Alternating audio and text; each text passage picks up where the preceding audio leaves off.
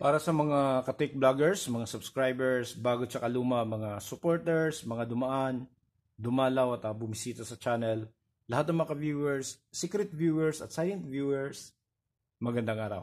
So itong content natin yan ay para to sa isang YouTube viewer natin tsaka nag ano din siya, nag-message din siya doon sa Facebook page natin na si Mr. Lian Magbanwa Tupas. So ang problema niya ay laging nasusunog yung kanyang Twitter. Okay, tapos isa sa mga tanong niya kung pwede ba raw ikabit yung kanyang Twitter doon sa line ng Midrange dahil meron siyang three-way dividing network na yung linya ng Twitter, yung high frequency ay nasunog. Kaya nagtanong siya, kaya yung sinagot ko na kung ano yung dapat niyang gawin doon, ay hindi ko na lang gaanong i-detalye dito para wag masyadong humaba yung video natin. So, ito na, Mr. Lian Magbanwa.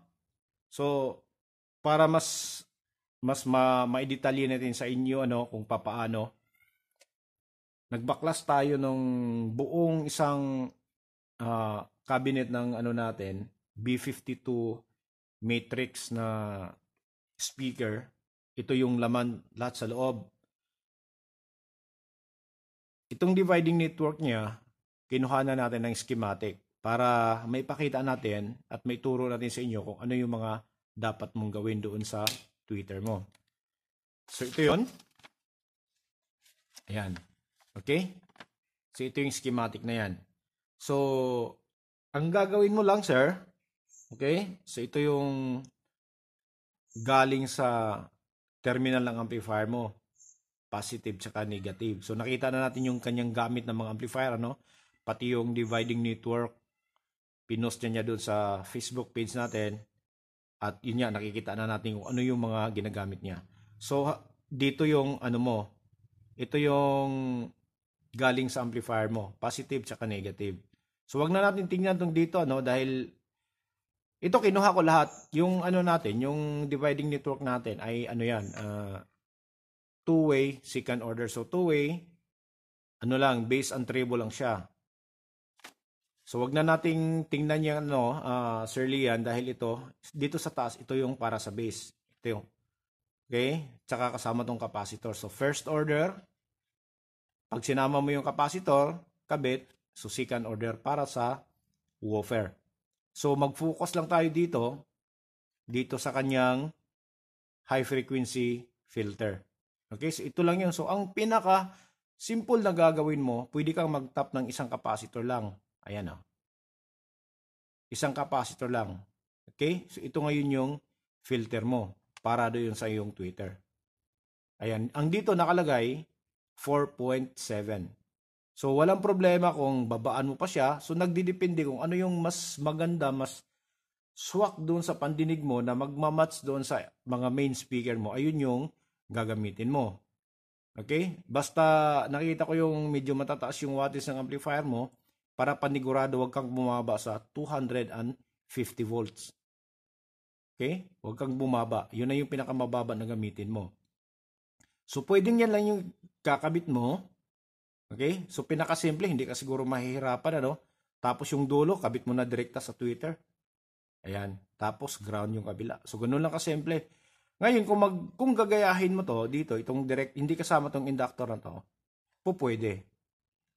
Maglagay ka na rin ng resistor. So ang gamit ng resistor na to, itong 4.7 ohms, 15 watts, ito yung current limiter para limitahan yung sobrang kuryente na pumapasok dito sa papunta sa Twitter mo. Ito yung trabaho nito. Kaya minsan kapag nagkakaproblema yung Twitter, ito yung nasusunog dito. Ngayon kung gusto mo naman ng protection, maglagay ka ng dalawang SK3. Pwedeng isa lang din. Pero ito, yung sa sayo kasi, mas mainam yung dalawa na rin kasi mas mataas yung wattage. Dito nga, 100 watts lang tong dividing network, pero nakaseries yung dalawang SK3 niya. So itong SK3 niya, ayan siya 27 watts, 12.8 volts na lamp fuse or fuse bulb. Yan, nakaseri siya. So, napakasimple, hindi ka mahirapan, no? Kahit na itong tatlong kabit mo. Ayan. So, dito, yung 15 watts, mas mainam kung gawin mo na siyang 20 dahil nga mataas yung wattage ng ano mo, amplifier mo. Gawin mo siyang 15 watts. So, para sa akin, tama na siguro yung 4.7. So, pwede mo rin siyang gawing 5.1 or 5.6. Ito. 5.6 or 2.2. So, depende na lang, ano. Tapos, dito, kung gusto mo maglagay ng inductor para magiging second order siya, pwede. Ang gagawin mo lang naman, yung inductor na yan, tap mo lang dito sa dulo ng resistor. Yan, kung saan nakakabit yung resistor tsaka yung bulb, yung fuse bulb. Tapos, yung kabila, lagay mo na sa ground. Wala, may ano ka na. May second order ka na filter. Ayan siya. Okay? So, ang gagawin mo dito, medyo mahaba-habang winding to dahil 0.63 millihenry. Tapos, yung gagamitin mong coil dito, yung magnet wire ay, yung copper wire ay 1.2 mm. Ito siya, ganyan kalalaki. Yan. Okay, kita nyo? So, yung ano nito, inductance nito, ito, silang dalawa ay pareho lang.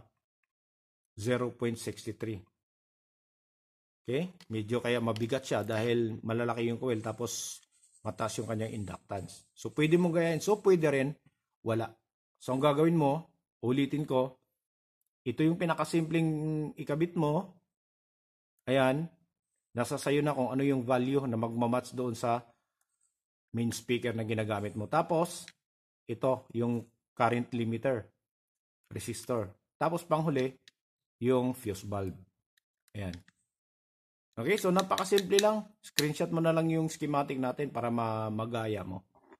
Okay, so dito naman, para sa mga ibang ka-viewers natin, isa sa mga pinakamaraming tanong kasi, kung paano ba magmamatch ng dividing network doon sa amplifier at dividing network papunta dito sa kanyang speaker. So dito sa matrix natin, sa matrix B52 B52-200, ang ano nito, ang matching nila pareho lang lahat, pareho. So yung ano natin, yung powered mixer natin na B52, ang RMS output noon ay 100 watts per channel at 4 ohms. So ganun din to. Ang nakalagay na input nito ay 100 watts lang din. Okay? 100 watts. Tapos, itong ginagamit na dalawang mid-range, dalawang, tawag nito, instrumental speaker ay 50 watts, 8 ohms. Tapos nakaparallel siya. So, 100 watts, 4 ohms na siya. So, papaano naman itong tweeter? So, lagi nating sinasabi, na kapag nagkakabit kayo ng mid-range or tweeter, ang matching nun, kakaiba. Magkaiba, hindi pareho. Okay? Kung naka 3-way ka, kailangan yung mid-range na ikakabit mo ay mas mababa yung wattage kisa doon sa main speaker. Hindi sila magkakapareho. Mas mababa. Tapos, yung tweeter naman ay mas mababa yung power kumpara doon sa mid-range. So, sa katulad nitong 2-way lang siya, walang mid-range, kailangan yung tweeter mas mababa yung power versus sa main speaker. Ganun yung dapat yung standard na speaker to mid-range or tweeter matching. So dito sa matrix, ito pakinggan nyo iba yung kanilang napakababa ng tweeter nila. Napakababa. Dahil siguro hindi naman nila gaanong tinataasan yung wattage ng tweeter dahil ang ginagamit kasi nilang main speaker ay instrumental. Okay? So alam naman natin kung ano yung tunog ng instrumental. So meron siyang dalawang 100 watts at ang kapares na tweeter ay Ayan makikita natin to pag isi-search natin sa Google. Pag i-google natin, makikita natin kung ano yung ibig sabihin itong PHT409. Itong PHT409 ay product to ng P-Audio. P-Audio na tweeter. horn tweeter, tapos yung kanyang wattage ay 15 watts, 8 ohms. So biruin nyo, 100 watts yung kanyang kapares ay 15 watts lang. So yun yung pag-isipan nyo kung paano minamatch. Ito ay hindi to generic na mixer isa tong professional professional public address system, yung B52 matrix natin. Okay? So para sa mga magtatanong, at ikaw naman Sir Lian, kung meron ka pang mga hindi naintindihan at gusto pang malaman so mag-message ka na lang doon sa Facebook page natin uli, o kaya mag-comments down below para naman mabasa at masagot natin yung mga gusto mong itanong. Okay, so hanggang dito na lang siguro tayo. Maraming salamat. God bless at bye-bye.